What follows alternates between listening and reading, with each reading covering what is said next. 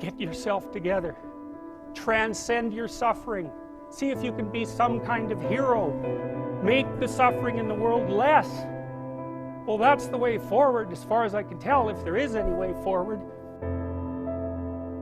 The chapter's a meditation on that, and also on what to do in a situation like that, because everyone is going to have a situation like that in some sense, because you'll be faced with illness in the people that you love and in crisis. And so it's a practical guide to coping with those sorts of things. And one of the things you do when you're overwhelmed by crisis is you shorten your time frame. It's like you can't think about next month. Maybe you can't even bloody well think about next week, or maybe not even tomorrow. Because now is just so overwhelming that that's all there is. And that's what you do. You cut your time frame back until you can cope with it. And if it's not the next week that you see how to get through, then it's the next day. And if it's not the next day, then it's the next hour. And if it's not the next hour, then it's the next minute. And people are very, very, very, very tough. And it turns out that if you face things that you can put up with a lot more than you think you can put up.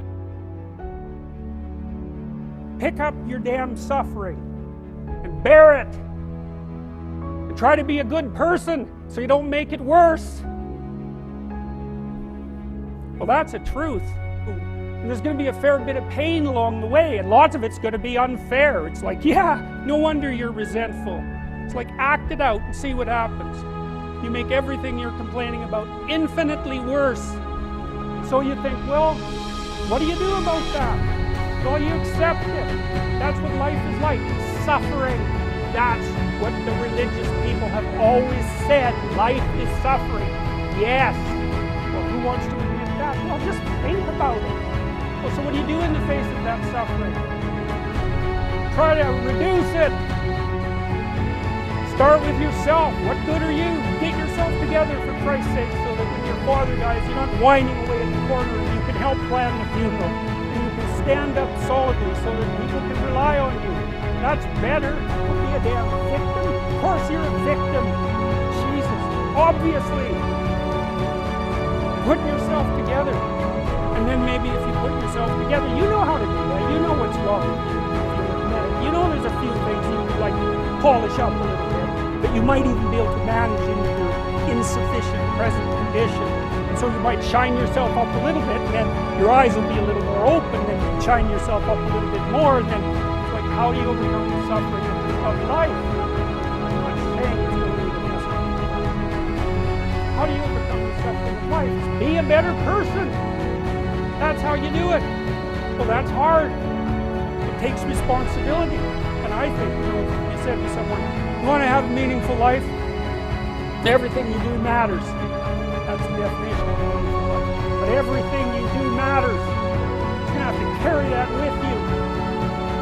Or do you want to just forget about the whole meaning thing? Then you don't have any responsibility, because who the hell cares? You can wander through life doing whatever you want, gratifying impulsive desires for how useful that's going to be.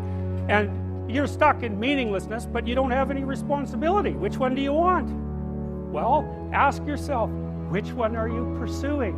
And you'll find very rapidly that it isn't the majority of your soul that's pursuing the whole meaning thing, because, well, look what you have to do that. You have to take on the fact that life is suffering. You have to put yourself together in the face of that.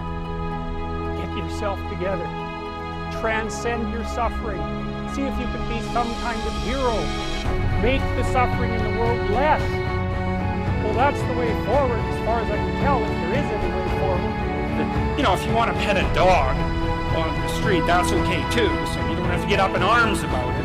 But the idea is that, you have to be alert when you're suffering. You have to be alert to the beauty in life, the unexpected beauty in life. And, you have to look for that little bit of sparkling crystal in the darkness when things are bad. You have to look and see where things are still beautiful and where there's still something that's sustaining. You narrow your time frame and you be grateful for what you have, and that can get you through some very dark times. If we didn't all attempt to make terrible things even worse than they are, then maybe we could tolerate the terrible things that we have to put up with in order to exist. Maybe we could make the world into a better place, you know, and it's what we should be doing, what we could be doing, because we don't have anything better to do. And that's what the book is about. That's the end of 12 Rules for Life. Thank you.